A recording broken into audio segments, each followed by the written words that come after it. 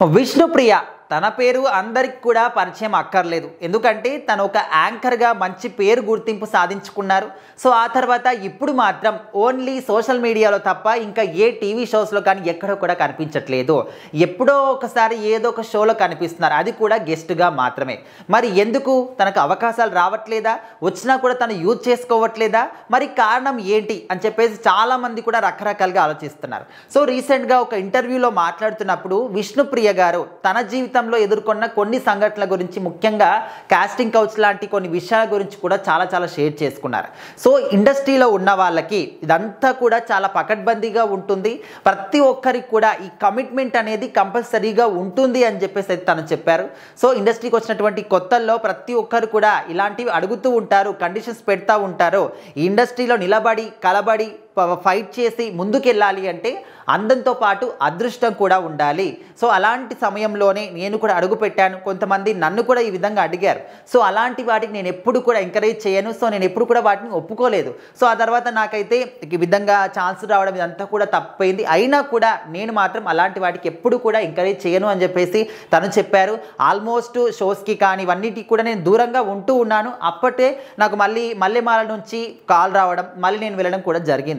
But ఈ విధంగా casting కావచ్చు, కమిట్మెంట్స్ కావచ్చు, నేను ఎప్పుడు కూడా దానికి తల వంచను కూడా అని చెప్పేసి ఎప్పుడు కూడా నేను నిజాయితీగానే వెళ్తాను. నాకు ఛాన్స్లు వచ్చినా రాకున్నా పర్వాలేదు అని చెప్పేసి అయితే విష్ణుప్రియ గారు చెప్పారు. సో దాంతోపాటు ముఖ్యంగా తను ఎక్కువగా ఎక్కడ కనిపిస్తుందంటే సోషల్ మీడియాలో రీల్స్లలో కానీ ఈ విధంగా కంటెంట్లు చేస్తూ ఇందులో కనిపిస్తూ ఉంటారు.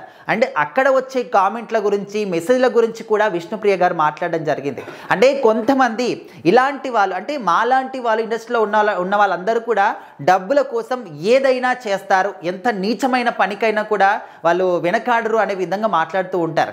అదే ఎదవల్లారా మీకేం తెలుసు, మీలాంటి బేవర్స్నా కొడుకుల వల్ల మేము ఈ విధంగా మమ్మల్ని మేము కూడా అసలు రక్షించుకోవడానికి కూడా మాకు స్పేస్ లేకుండా పోయింది సమాజంలో అంటూ వాళ్ళ గురించి వాళ్ళు ఏదైనా వీడియో చేసుకుందాం అనుకున్నా కూడా మీలాంటి వాళ్ళ వల్ల భయపడాల్సి వస్తుంది అనే విధంగా విష్ణుప్రియ గారు మాట్లాడడం జరిగింది. ఎందుకంటే మనకు అందరికీ తెలుసు, ప్రజల్లో ఒక మైండ్ సెట్ అనేది అంటే ఒక ముద్ర పడిపోయింది.